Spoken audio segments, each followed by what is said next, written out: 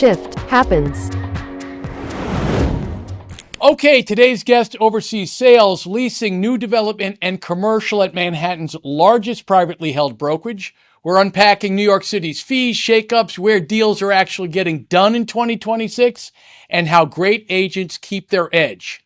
Stick around for his playbook and one hilarious client story.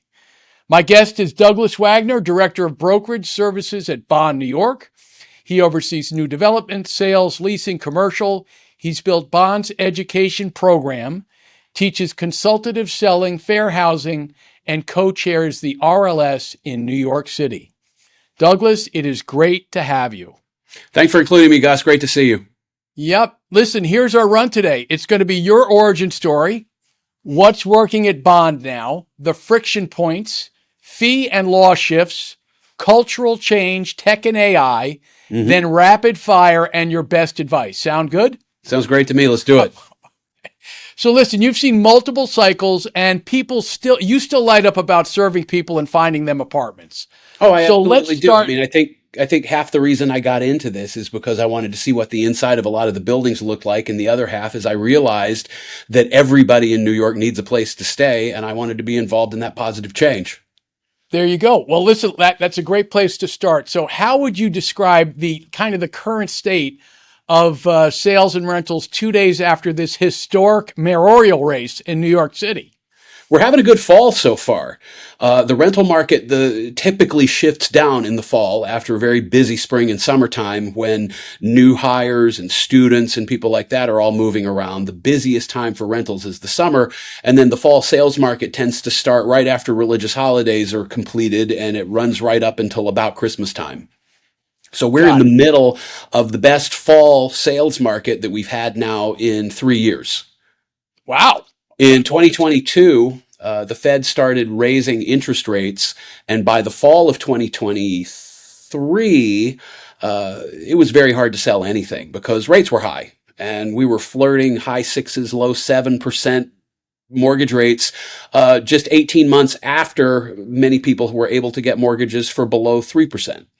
And that had a very chilling effect on the sales market in New York City for years. So we're 43, 44 months now after those rates started to escalate, and they've come back down. They're still not below 6 a lot of times, but we're in the low 6s now. And a combination of pent-up demand, stable labor, stable investment economy here in New York City, lots of good jobs, lots of high earners, means that for anybody looking to sell an apartment in Manhattan, in Brownstone, Brooklyn, in Williamsburg, Northern Brooklyn, and even Western Queens, there's a lot of opportunity. And for buyers who are, willing to enter a mortgage at about a 6% rate, lower on adjustable rates, it's a good time to think about buying, because while our inventory kind of remains tight, we're still below 7,000 apartments for sale in New York City right now. There are opportunities because it's taken a while to sell some properties. So the whole East Side corridor between, I say, Kips Bay and maybe Sutton Place is on sale right now. There are great opportunities to buy co-ops in that district because there's some tired listings. There's some things that have sat on the market a while. As we all know, time on market tends to devalue price a little bit, and there's some price vulnerability there. And we're seeing buyers really take into account the fact that this area of Manhattan has been a little less expensive for a couple of years going, and that has drawn in some younger buyers and younger renters, and it's changed the culture in that area so that it's no longer sort of a sleepy corridor along the east side of Manhattan. It's actually kind of a happening place with cafe culture and lots of good retail and restaurants. And people are buying there once again at a lower level than they're buying in most other places of prime New York City. So it's a good time to be a buyer. It's not a bad time to be a seller because you don't have much competition, and there's finally enough action going on that it feels like it feels like there's momentum again for the first time in a few years. Wow, sounds good, man. There's a lot going on. I'm thinking of the Mango. Oh boy, we're still on that building, believe it or not. I'll bet. So listen, let me bring it back. It just made me think of this, Douglas. What was your first sale? My first sale was at 15 West 12th Street. A landlord that I had done some kindnesses for in the process of renting some apartments appreciated the fact that I kind of went above and beyond and at my own peril, maybe didn't collect a commission on something for their benefit. And they contacted me to say, hey, I own a sponsor unit at this particular co-op building and I'm thinking of selling it. Would you like to be the agent who sells this apartment? And of course I said, oh, I love sales. I had never done a sale before in my life, but I said, oh, I love sales. Right. And jumped in. And because of where it's located in Fifth Avenue's Gold Coast, 12th Street between 5th and 6th Avenues, it was a mid-century modern apartment with a wall of windows facing out onto the treetops of West 12th Street. And I managed to sell it in about a month and a half. Wow. And back in those days, you could buy a studio apartment. It was a studio. You could buy a studio apartment for $150,000. So there were plenty of buyers. Well, that sort of brings me to the next thing, because we've talked in the past, and you said like your best days are when you think about someone waking up in a home that you help them find. Oh yeah, the day somebody wakes up in a new apartment that you help them get, their perspective, their whole outlook on their life in New York City has changed, and the agent has been a part of that. So how does that purpose show up in your leadership now? My leadership is hospitable. It's consultative. It's collaborative. I'm constantly reminding people that this is a human exchange. Yes, there's a transactional value to somebody buying a piece of property and paying some money for it, but where we live goes so far beyond dollar per square foot. It really goes to our life experience and the memories that we're going to build in a home. And that idea of home is so unique and personal to each buyer, to each tenant, that I keep reminding the agents that I coach that we can't remove the human element of welcome. So listen, that's the why you do it. And I love that, because that's what keeps you going. I want to get a little bit into how and what's going on today. So sure. Like from your perspective, Douglas, what's objectively working at Bond right now? You know what I mean? Like what about what you're doing is, objectively working, both, one lever in sales and one lever in rentals. Like what are you doing right now that you think is really working? I'll start with rentals. We're centralizing content. We're centralizing listings. And, you'll know, Gus, that in New York City, there's no real central database where anyone can go and find out what's on the market. There are websites that do advertising. Some of them are bigger than others. It's not hard to find out some apartments that are on the market in New York City, but especially for people who are driven by monthly payment, having access to the best valued, lowest priced apartments, these are often the ones that are not advertised. And we do a good job at our company of centralizing this content for our agents so that, anything we advertise nowadays has to be a no-fee advertisement. And people contact us on apartments where the broker fee has already been baked into the price. If customers are really budget sensitive or they're looking just for more value for their monthly payment, they can also engage us to represent them as their agent and identify properties that are not published, that are not advertised anywhere, that may not have that fee baked in. And for those who can afford the upfront cost of a 12 or 15% broker fee, your base rent would be lower at the time of renewal. So any future renewals would also remain, lower based on that initial base rent. And there's a real value proposition there for anyone who's willing to make a slightly larger investment on the front end rather than, going for sort of a market rate renewal year after year after year.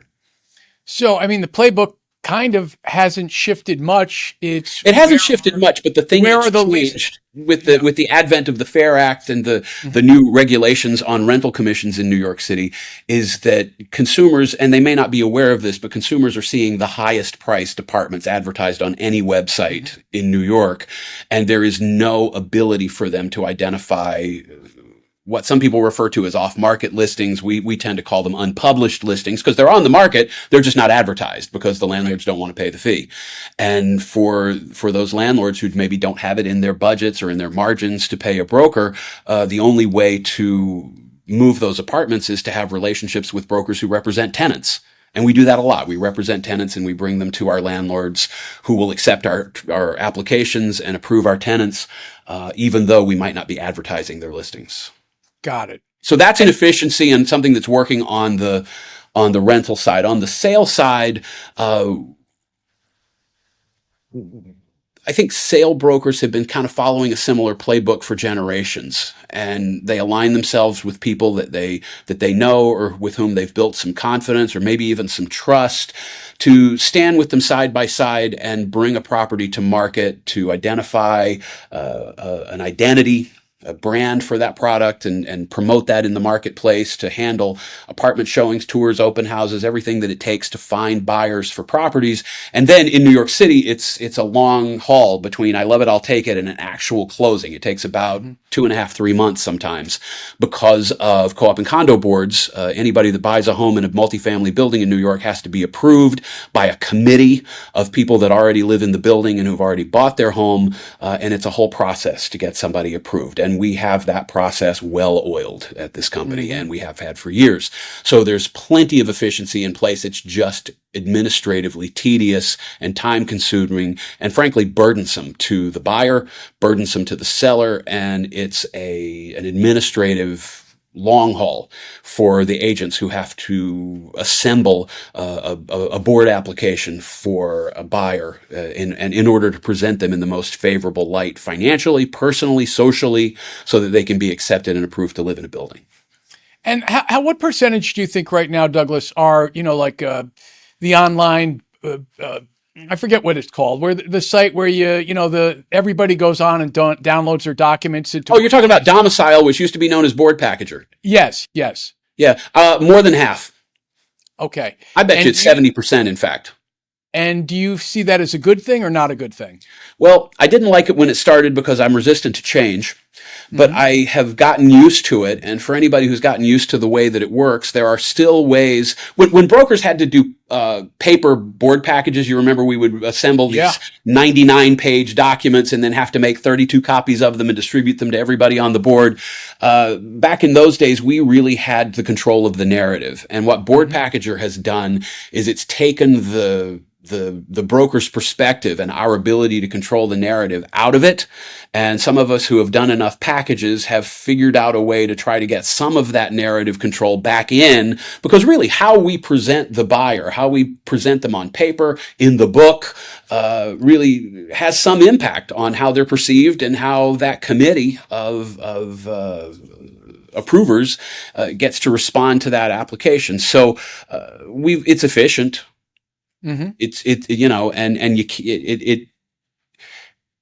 It helps us when we're saying to buyers, look, you have to provide these documents, and if you can't provide these documents, you can't get approved. Now that it's all uploaded to a server, the server can't go to the next level until it has all the documents populated, and the buyer really sees the necessity of providing all of the documents that are requested, even though it may be burdensome for a consumer to provide several years of tax returns, multiple months of bank statements, personal references, professional references, and so forth.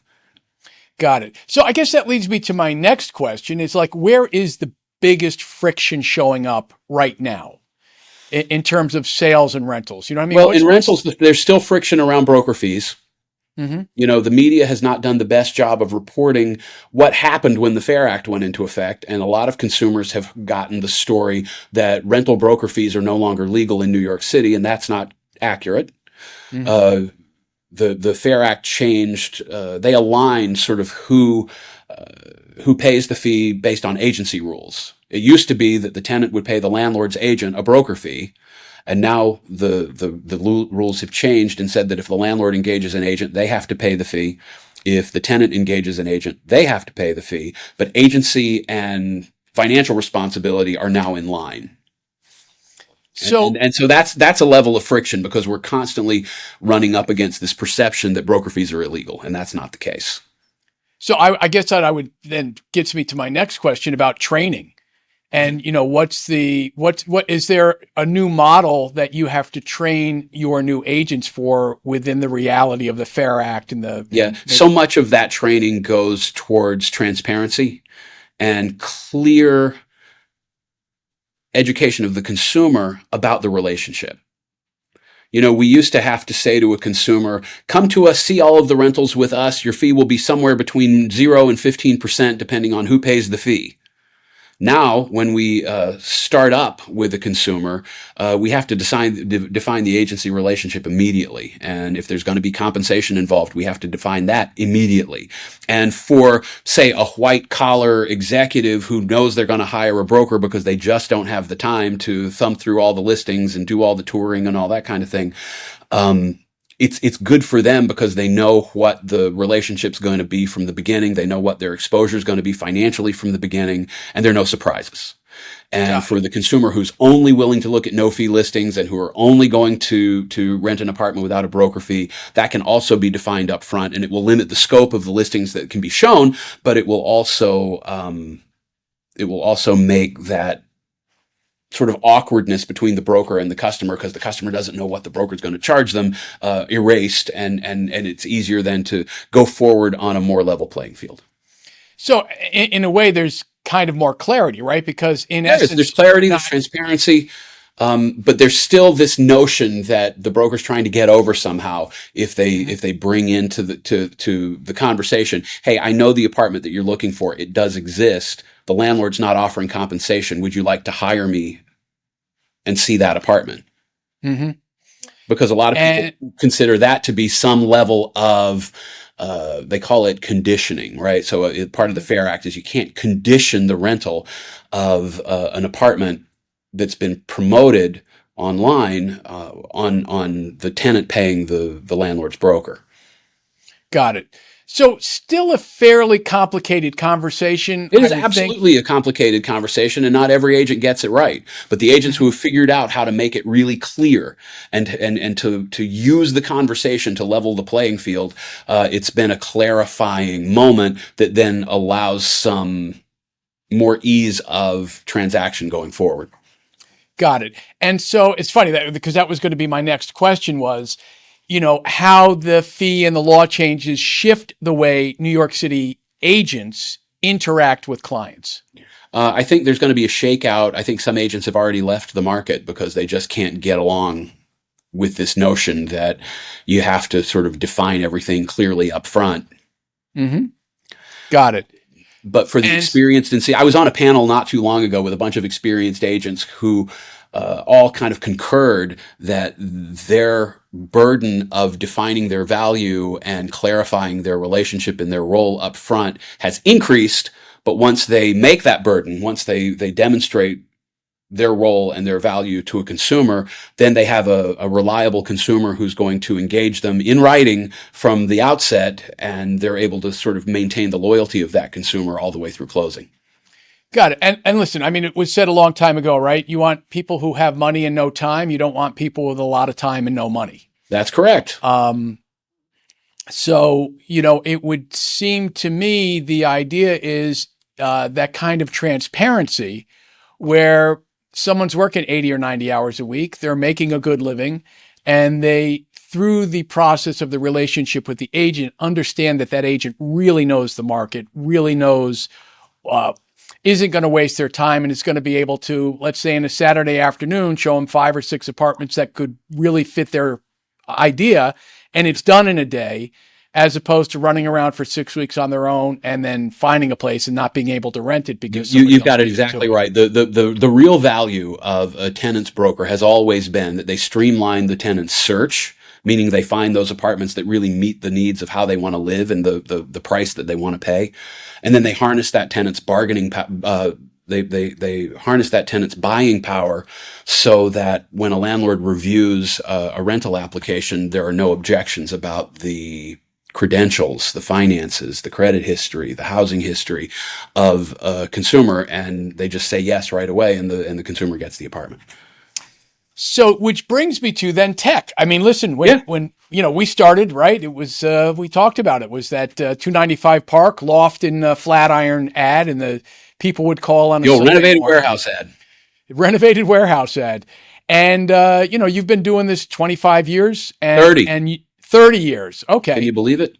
I know. So and you say you're resistant to change a little bit. Yeah, but where do everybody? Yeah, I know. Who moved my cheese? Um, where do you see tech really helping right now and leveraging those people who really know the market, who know how to shepherd this renter or this buyer into this building in this neighborhood at this price point with this financial background so that they can pretty much know ahead of time, I can get this person in. Yeah, Where I'm is not tech really helping with aware. that? Yeah, I'm not really aware of a tech solution that solved this problem Hmm. of doing everything that you just said. Um, One of the things that most agents work, especially working in rentals, one of the things that they spend most of their time on is assembling a consumer's portfolio in such a way that a landlord will welcome it and not raise objections. And a good agent will anticipate. This requires personal discretion, right? Hmm. Anticipating how a landlord's going to react to an applicant. Not every application is from somebody with an 820 credit score who makes 70 times the rent and who's been in the same job for more than 3 or 4 years. Most consumers have some sort of financial history that's not perfect. Hmm. They got behind on a credit card, or they defaulted on a car payment, or they messed up a student loan somewhere along the way, and it's always left them with a little bit of an imperfection in their credit history or their financial history. Being able to anticipate how a landlord's going to react to those imperfections and overcome the objections before they're ever raised is one of the things that people have to do in the Hmm. process of selling an application to a landlord. And I think that goes overlooked a lot of times. People don't recognize that we really earn our money in that consultative process. Right. But can you do that with AI? Can you do that with electronics and technology? I don't know. There are plenty of tools that will run people's credit and look at their employment and verify that their pay stubs are legitimately from a real employer and things like that. And that's really good safety. It helps avoid tenant fraud and these kinds of things, but it doesn't do the job of matching tenants and landlords yet. Absolutely. And it's interesting because this is a space I'm in, and what they're finding is that you can really break down any job into a series of tasks, right? You go in every day and you probably do a lot of the same stuff every I'm day. a creature of routine, indeed. Exactly. And really what it comes down to is finding tech that can take over tasks that it's good at. What you're describing, it can't do that. Because of those relationships and everything else. Right. The things that the real estate agents that I engage with can do with tech is they can use it to help them write marketing and promotions. They can use it in helping them write proposals and this kind of thing. And now there's some programs out there that will sort of help them almost as sales coaches that will listen to their conversations and give them feedback and rate them on whether or not they hit certain points in the sales presentation. That's valuable. Mm-hmm. Got it. And which workflows for you today are still really admin heavy? Is it It's like, that process of assembling applications and getting them to landlords. Board packages are extremely admin heavy. mhm. Keeping track of agents and their deals and their productivity, that's very admin heavy. And what about research on new developments when you're going for a new development or you're trying to, pitch that listing? How labor intensive is that? It is labor intensive because you have to learn about the developer. You have to learn sort of what their history is and what their story is and what their points of preference and affinities are. And, when you work on a new development, it's a courtship and it's a long-term relationship. Many, rental relationships, you want to, compared to summer camp. You have a short but intense relationship with somebody for a week or two, and then you don't see them again for 2 years. Mm-hmm. Here, when you're working with a new development, you first you have to sort of build up enough credibility with an owner to get them to want you to work on their product. And then if you get the assignment, then you have a long-term collaborative relationship in creating a brand and an image for that product and figuring out a campaign to sell or rent the properties. And you have to be able to get along. There has to be personal affinity and chemistry, and just the art of getting up to the moment that you're ready to start leasing or selling can take years. Mm-hmm. And this is truly something that requires personal engagement. It requires personal discretion. It requires social skills. It requires things that I don't think that you can get from technology, but maybe technology could help with things like developer backgrounds and sort of what it takes to build up the credibility to first get the developer's attention. Got it. It can also identify, developments as they are filed. Mm-hmm. And Makes get sense. that information out to people. And there are tools already that do this to an extent, but they're very expensive. Mm-hmm. So if you could automate one process, Oh boy. end to end, which one is it and why? Well, for rentals, I would automate the assembly of application materials and then make it editable for discretion, for personal discretion once everything was assembled and verified. And then for sales, I think I would try to further automate board packaging and further automate things like comparable reports and building research. Mm-hmm. Got it. All Some right. of that is automated now, but it's still rudimentary. Well, it was interesting. I listened to a podcast, Douglas, recently. It was called Apex. And what they did was they took a McKinsey consultant. I think it was Larry Sumner's was the finance guy. They took a doctor and they took a legal guy. And they basically gave this McKinsey consultant, hey, here's a new job, right? Like a typical job that he would get. And they gave him the task, and then they gave ChatGPT the exact same parameters. No. Yeah.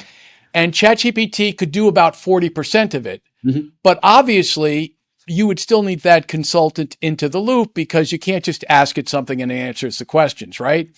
But what they were saying is as these models get better, maybe 3 months from now, it does 50% or 60%. Mm-hmm. You're still going to need the McKinsey consultant in the loop because there's lots of nuances like you talked about, right? There's no competing with established experience and market knowledge of routines and processes and how people react in certain situations. Once you've been doing this for a few decades, you can see a situation and anticipate how people are going to react on the consumer side, on the supply side. You can anticipate how boards are going to react to application packages. You can anticipate how landlords or management companies are going to react to rental applications. You can anticipate how a developer is going to react to a pitch for an on-site marketing campaign.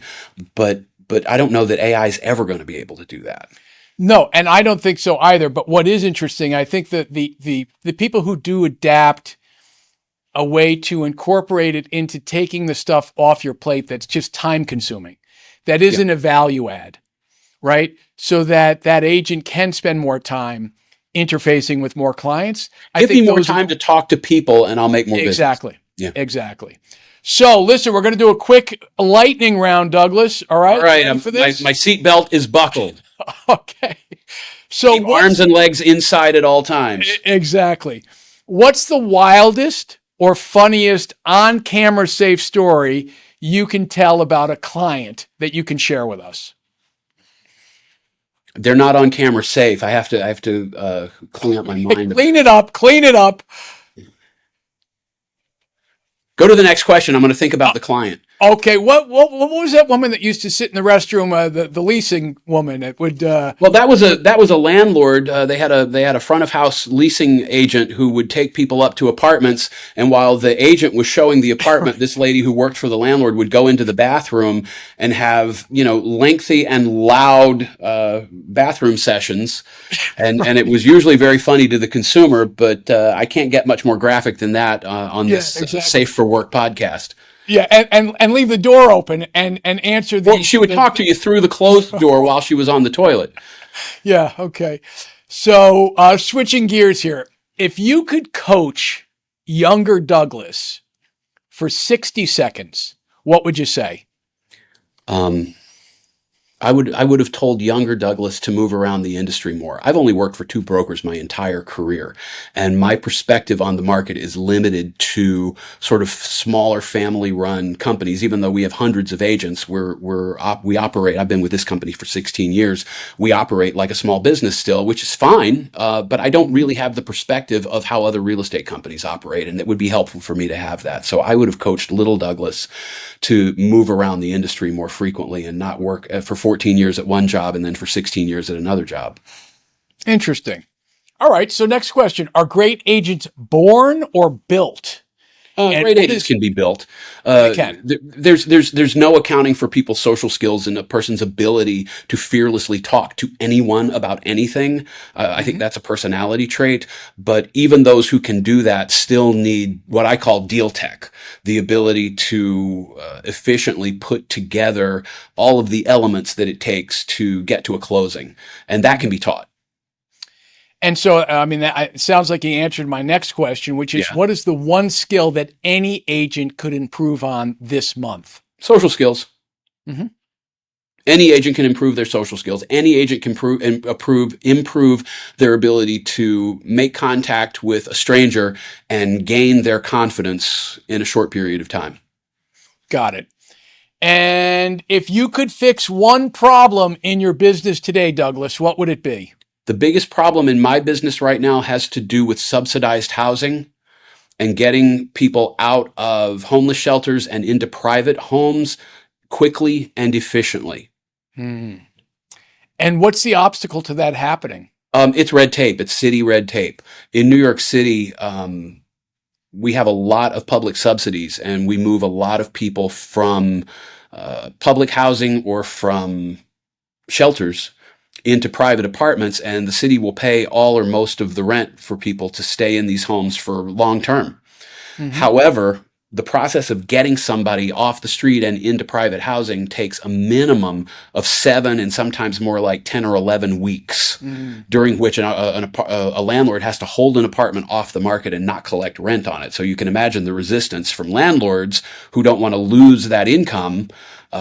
Yet they have to do it because the city has imposed such harsh penalties on property owners for not working with these public subsidies that it just creates so much acrimony and tension from both sides. Hmm. And the public subsidizers, they call them public housing administrators, are understaffed and undereducated, and they themselves often don't know the process and the way things work, and it just slows the whole thing down, and they're inundated. Because of the low staff, everybody has way too large of a caseload, and it takes, just for the most qualified, easily underwritten packages, it takes 2 months, 2.5 months sometimes, to get a person who's just patiently waiting in a homeless shelter to get into a private apartment. Hmm. Frustrating. It is frustrating. I'd like to help more if I could. Our company has moved, hundreds of these people into homes this year, but we could have done a lot more if it could have gone faster. Got it. So, well, listen, you do a lot of training. So for agents listening, Yeah. what is the one action they could take in the next 7 days to create momentum?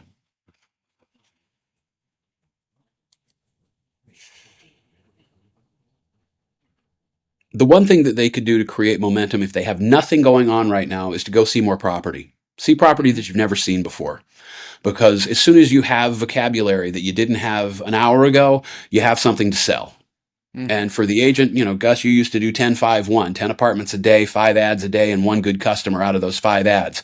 And that still holds. The ability to see 50 apartments a week, the ability to preview, 20 co-ops for sale in a month, that you have something in your dialogue that the consumer doesn't know about, that you know more about, gives you those credibility points to build authority to then take command of that sales situation and drive it home. Got it. You And can't let's see ask enough that. apartments. I can't see enough apartments after Yep. 30 years. Yeah.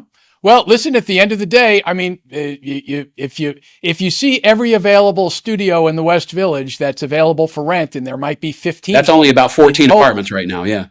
Yeah. So if you've seen all 14 of them, you know more about studios in the West Village than anybody else on the planet at that moment. Yep. And you might as well be the expert. Exactly. All And right. it's Now, not, so it doesn't take long to build that amount of expertise. it's true. And now for owners and managers, what's the one process to tighten up before January? I would have to say listing strategy. The thing that owners and managers need to do that they're not doing right now is they need to be willing to promote some of their property publicly and to promote some of their property through a broker network at more efficient rents. Mm-hmm. Got it. All right. When the Fair Act went into effect, a lot of landlords were kind of blindsided by it. They didn't think it was going to go through, or they didn't see it coming at all, and they just sort of folded into the process that was prescribed by the Fair Act. That is, if your broker advertises, then you have to pay them. They made whatever deals they made with the brokers that they worked with, and they put a whole bunch of property out there as no fee at a higher rent that kind of diminished their customer pool, because at a higher rent there are fewer people that would qualify for those units, and then they also heightened their own expenses. It's much more efficient to think about using some of those properties to attract consumers and maintaining some properties at lower increases where maybe the landlord doesn't have to pay the fee, where the broker can bring them tenants that they represent and reach a wider audience and still maintain the same rental momentum, the same sort of price structuring that had been going on, without having to spike prices and limit consumers. Complicated, my friend. It's Complicated, but that's what's going on. That's what's going on. Well, let me ask you this. First of all, thank you for jumping on. And if people want to get in touch with you or get in touch with Bond, how do they do that? We're at bondnewyork.com, and I'm Douglas at bondnewyork.com. All right. Fantastic.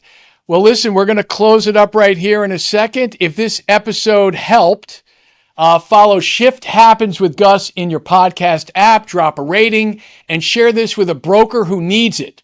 For show notes and resources, see the description. Douglas, thank you for clarity and the candor. It's great. Thank you, Gus. Always a pleasure to talk to you. Absolutely. You as well. Thanks for tuning in to Shift Happens. If you've got value from today's episode, hit subscribe, leave a comment. I'd love to know what you're thinking. If you're ready to turn what you love into your superpower and take what you hate off your plate, schedule your free AI discovery call. The link is in the description and pinned comment. I'm Gus Waite. Until next time.